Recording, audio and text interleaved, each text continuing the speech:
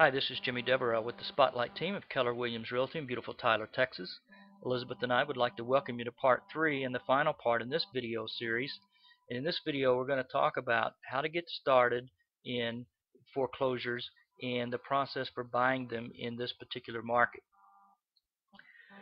Now, one of the questions that we get a lot of times with foreclosures is, can I finance a foreclosure? Well, the answer is it depends. Most financing guidelines are going to have some kind of minimal living condition that they're going to require in order to finance that purchase. So if the property meets those minimum conditions, then the standard financing is available. Typically, your agent will be able to help you with that. Your loan officer can also give you some information and be able to help with that determination as well. Now, some properties actually qualify for special finance options. Fannie Mae has like a home path. These will usually be posted at the property. So when you look at it, you may see flyers that indicate that this property qualifies for home path. Those give you some lower down payments and some, kind of some nice incentives. So some properties will actually provide you with other opportunities for financing. Now, there are rehab loan options that are available. FHA has some. They may be available that will provide funding for the purchase and for repairs to the property subsequent to that. Now, you'll need to check with your loan officer to really understand what the availability, the criteria, and the qualification for those types of loans. Now, when we look at foreclosures, this gives us a little bit better idea as to how they're being bought and sold, and what's working with that. And what we're finding is that of those sold so far in 2010, conventional financings purchased about 48% of them, 34% cash, and 12% for FHA financing. So a smaller percentage of FHA. Some of that is because of condition and the way that they are. Some investors are buying them and rehabbing them.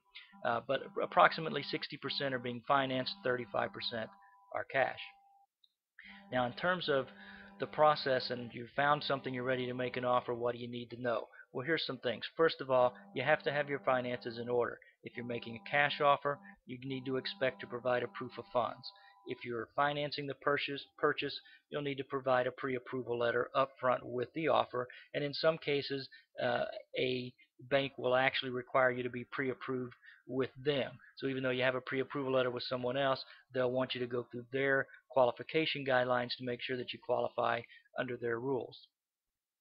Now, the other thing, be prepared to provide a larger earnest money deposit, and in many cases that's going to be in certified funds.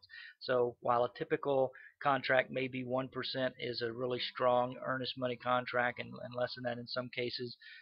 For foreclosures, you typically are going to be higher than that. In many cases, even though it's less than $100,000, you may be required to pay $1,000 earnest money. I've seen some as high as $2,000 on properties under $100,000. So be prepared to provide largest earnest money, and in many cases, they'll ask that to be in certified funds. Now, you'll need to be prepared to take the property in as-is condition. In most cases, foreclosures are sold as is. Lenders will not make repairs. Now, I've seen some where they've done, some minimal things. It really depends. If it's a local bank that owns it, they may be more apt to, make some improvements to that property. But in most cases, lenders will not make repairs. Now, in many cases, they will honor an option period for an inspection, so you can get an inspection and have a chance to back out if it's more than what you're willing to do or can do. But in some instances, they require inspections prior to making an offer. Again, your agent will be able to tell you that based on the information that's provided to them in the showing instructions. So understand what that is so that you're clear about it when you go into the process of buying it. Next, be patient. Sometimes it takes longer for the offers to get reviewed and answered when you're dealing with a bank and third parties that are working to help them get rid of these properties. So be patient. You may not get an answer right away.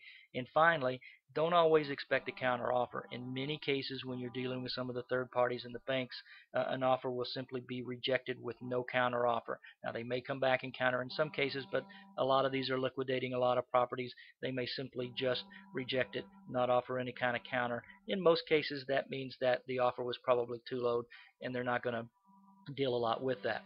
So we want to thank you for watching this. Be sure to keep on our website and look for more videos. If you want more information or to subscribe to our free weekly list of foreclosures, let us know. You can either call us 903-534-6626 or visit us on the website, spotlightteam.com. Hope this has been helpful. We'll see you next time. Bye now.